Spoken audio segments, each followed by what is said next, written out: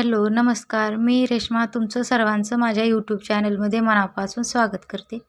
सर्वांना श्री स्वामी समर्थ. सकाळचा टायमिंग आहे आणि हा व्हिडिओ 8 तारखेचा म्हणजे महिला दिनाचा आहे. तुम्हाला सर्वांना महिला दिनाच्या शुभेच्छा. आणि रंगपंचमी पण आहे आज. आणि इथं माझा स्वयंपाक चालू आहे. आयुष बघा रंगपंचमी बघा रंग खेळून आलाय. आणि आमच्या सासूबाई आणि आई आलेली आहे. ते दोघीजणी मिरच्याची देठं काढत आहेत. लाल तिखट बनवायचं आहे त्यामुळं. आणि त्या मिरच्याच्या देठं काढत आहे. महिला दिन जरी असला तरी महिलांना कधीच सुट्टी नसते. म्हणजे त्यांना काम करावंच लागतं. आणि आज रंगपंचमीमुळे चिकन आणलेलं आहे आणि इथं मला चिकन मसाला आणि थोडंसं ग्रेव्ही बनवायची आहे आणि चिकन थोडंसं तळून पण घ्यायचं आहे. त्यामुळं मी मॅरिनेट करून ठेवलं आहे 2 ठिकाणी.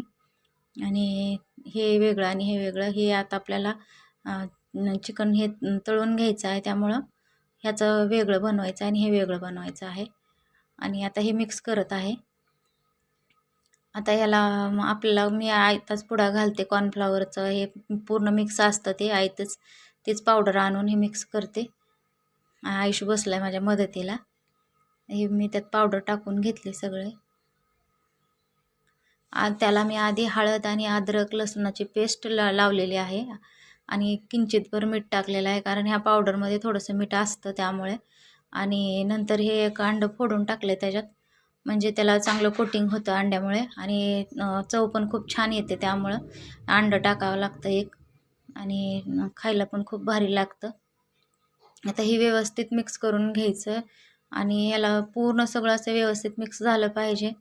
आणि आपल्याला लागेल तेवढे आणखीन आपण पावडर टाकू शकतो याच्यात. आणि व्यवस्थित मिक्स करायचं, म्हणजे ते छान मॅग्नेट करून आपल्याला हे फ्रीजमध्ये ठेवायचं आहे. आणि मॅग्नेट करायला आपण हे ठेवणार आहोत.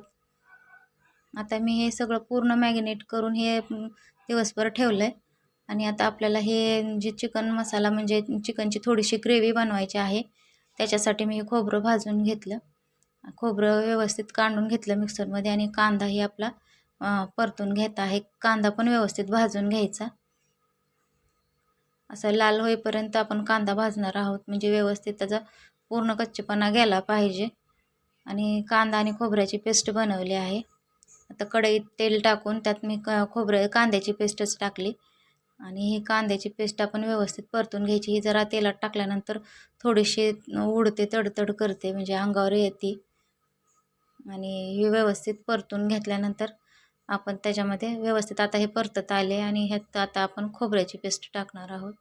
आणि हे आधी आपण भाजून घेतलेलं असतं त्यामुळे जास्त भाजायची गरज नसते, थोडंसं भाजलं तरी चालतं. आणि आता ही खोबऱ्याची पेस्ट टाकून व्यवस्थित मिक्स करून घ्यायची. आपण हे पण भाजून घेतलेलं आहे त्यामुळं आपल्याला ही जास्त वेळ भाजायची गरज नसते. तेलामध्ये थोडंसं परतून झाल्यानंतर मग व्यवस्थित परतल्यानंतर आपण त्याच्यात काळी चटणी टाकणार आहोत आपल्या चवीनुसार. जास्त तिखट पाहिजे असेल तर जास्त आणि कमी पाहिजे असेल तर कमी, आपल्या चवीनुसार आपण चटणी वापरायची. काळं तिखट आहे घरी बनवलेलं हे. आणि थोडासा हे गरम मसाला टाकला आहे, चिकन मसाला आहे हा. आणि ते टाकून व्यवस्थित परतून घ्यायचं. मस्त तिखट या तेलामध्ये परतून निघालं पाहिजे. आणि हे व्यवस्थित परतून झालं. आता आपण ह्यात थोडंसं पाणी ॲड करायचं, म्हणजे हे व्यवस्थित मसाला भाजून निघतो. असं कोरडा कोरडा वाटतो त्यामुळं कढईला जरा चिटकतो. आणि त्यात थोडंसं पाणी टाकल्यानंतर व्यवस्थित तो असं परतून भाजून निघतो, त्यामुळे मसाल्याला पण वेगळी टेस्ट येते. थोडं पाणी टाकून हे व्यवस्थित परतून घेतलं. आता ह्यात पूर्ण चिकन ॲड करायचं. आता या चिकनला पण आपण हळद, मीठ आणि अद्रक, लसूण, कोथिंबीरीची पेस्ट लावून घेतलेली आहे, मॅरिनेट करून ठेवलेलं आहे. आणि ते टाकून घ्यायचं, परतून घ्यायचं व्यवस्थित तेलामध्ये आणि तिखटामध्ये व्यवस्थित एकजीव करून घ्यायचं. आज महिला दिन जरी असला तरी महिलांना काही असे सुट्टी नसते किंवा काही त्यांना स्पेशल जरी करायचं काय असलं तर स्वतःसाठी तरी त्यांना स्वतःच बनवावं लागतं, असंच काही ते असतं. आणि रंगपंचमी आणि महिला दिन एकत्र असल्यामुळं हे स्पेशल काहीतरी बनवायसाठी म्हणून हे चिकन बनवत आहे. थोडीशी ग्रेव्ही बनवत आहे मी. हे थोडं वेळ झाकून ठेवायचं आणि नंतर 5 मिनिटांनी झाकण काढायचं.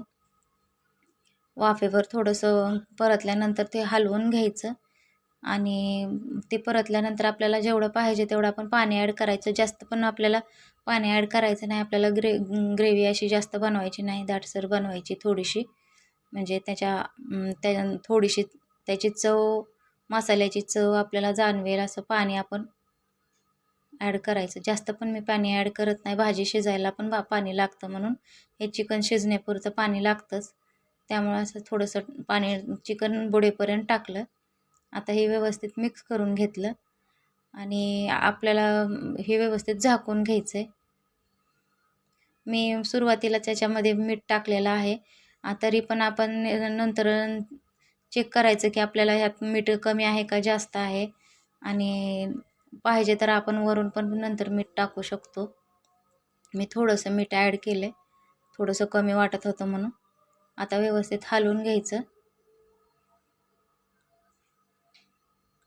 आणि व्यवस्थित हलवून घ्यायचं आणि नंतर आणखीन झाकण टाकून शिजत राहू द्यायची भाजी.